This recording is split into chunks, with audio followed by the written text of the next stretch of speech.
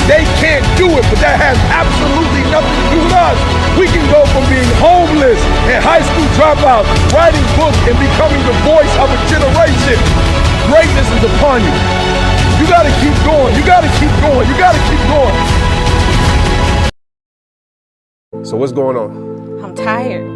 I'm tired of giving my all and never being enough. I'm tired of changing for people who don't even recognize my change. I'm tired of crying myself to sleep at night and waking up in the morning and not recognizing myself. I'm tired of not being thin enough or pretty enough. I'm tired of not being enough. Brenda, I'm proud of you, but I care about you as a person, so I gotta be real with you. You will continue to lose yourself trying to please someone else. You will never be good enough for a person that isn't good enough for you.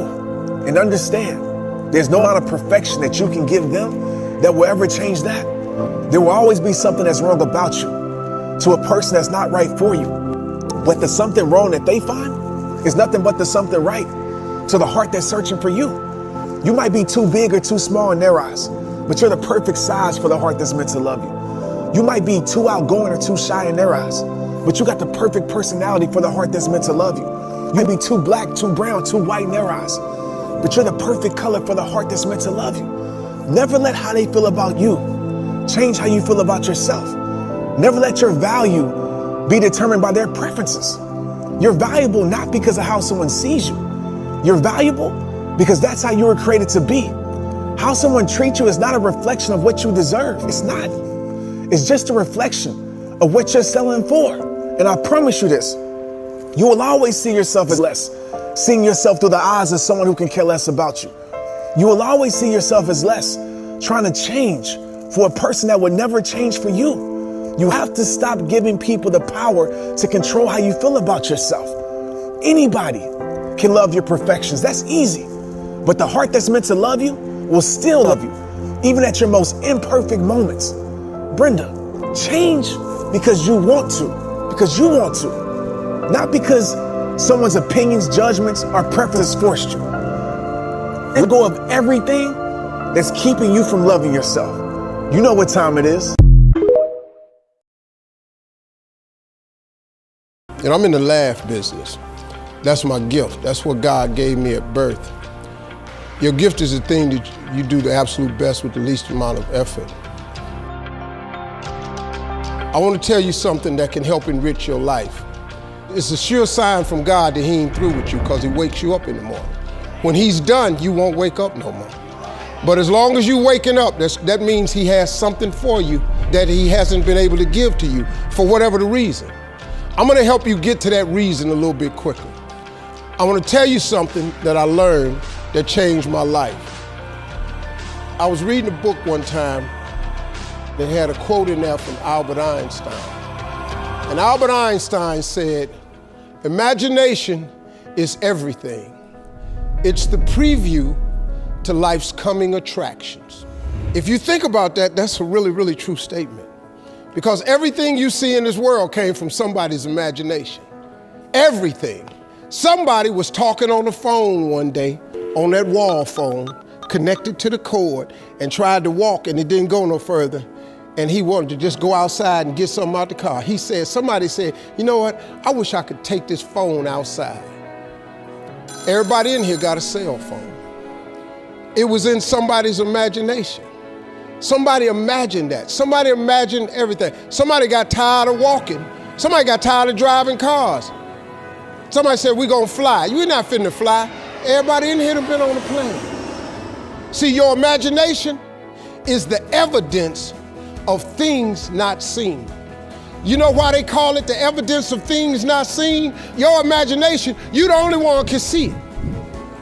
You're the only one can see it. See, so all this stuff you've been imagining was not some hocus pocus. When you imagine stuff, it's actually God showing you a preview of a coming attraction he has for you. That's what your imagination is. Why do you keep imagining yourself with a second home? Because God wants you to have a second home. Why do you keep imagining yourself in a supervisory capacity on another job? Because God really wants you to have that. Why you keep dreaming of opening a business one day? That's because that's what God really got for you. And he put it in your imagination. The problem with your imagination, though, is you tell it to the wrong people. If you want to kill a big dream, tell it to a small-minded person. You can't, oh man. Think about this in your life. How many times have you had this really incredible idea and you took it to your family and your friends? You shared it with them and they shot it down. You know why they shot it down? Because they couldn't see it. Because God didn't put it in their imagination, he put it in yours. It was your evidence of things not seen. See, all this stuff you've been imagining, you ought to start working on it. Because that's what God really got for you. Your real life is in your imagination. I'm here to tell you that. You think I'm here by accident? I'm here because he put this in my imagination when I was 10. When I was 10, he showed me I was going to be on TV. That's all I ever wanted. The assignment when I was in the 6th grade was everybody write their name on a piece of paper and write what you want to be. You know what I wrote on my paper? I want to be on TV. Now, the problem I had, though, was I used to suffer with a serious stuttering problem. I couldn't talk outside my house. I stuttered for years. I flunked out of school. I'm on my 3rd marriage. I lost everything I ever owned twice. I've been homeless and lived in a car for 3 years.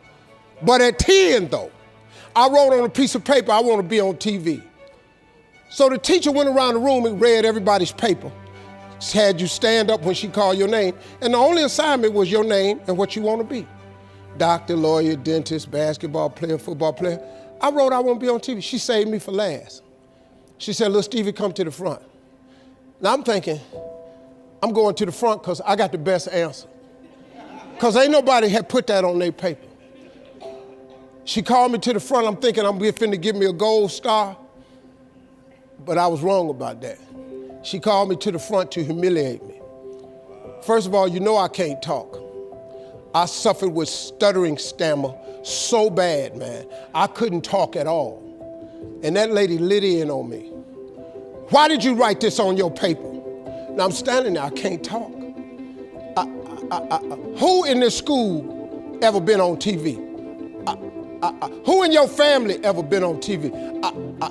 Who in this neighborhood ever been on TV? I'm crushing, man. I'm standing there dying. She said, "Look at you standing there. You can't even talk. How they gonna put somebody like you on TV?" So every Christmas, I send her a flat screen TV. Because I don't want her to miss me. I do not want her to miss not an episode of me. Because I wanted her to see what God had done for me. The fact that you couldn't see it, it wasn't for you to see. He put it in my imagination. But after 3 years of homelessness, losing everything I ever owned twice, suffering through flunking out of school, go home and cut your TV on. That little boy with the stuttering problem, he all over that TV. You can't cut your TV on. You can't cut your TV on not a day of the week and you don't see that little boy. That little boy with the stuttering problem is all over that TV because God put it in my imagination. All I did was hang on to that thought. I just kept hoping. I just kept hoping that what I had wrote on the paper would come true. A lot of times it wasn't about no faith. I didn't believe it sometimes. When you homeless and living in a car, how you see yourself as a TV star? But I just kept hanging on there. Because my mama was a Sunday school teacher. I kept hearing her say, God,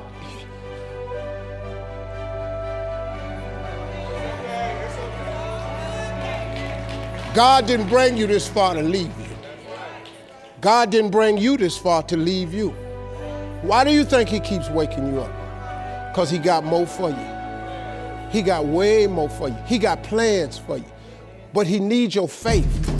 He just needs you to call on him. He needs you to dust off your imagination and just go for it. You got to try.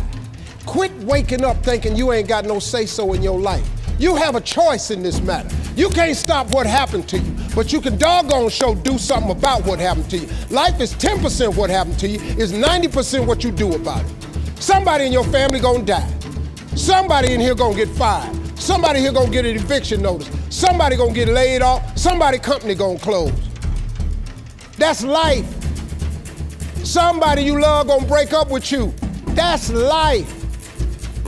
But what you gonna do about it though? Since it's gonna happen anyway. Trust me, go home and ask God to open up your imagination and then pursue it with everything in you and watch what he do for you. Appreciate y'all.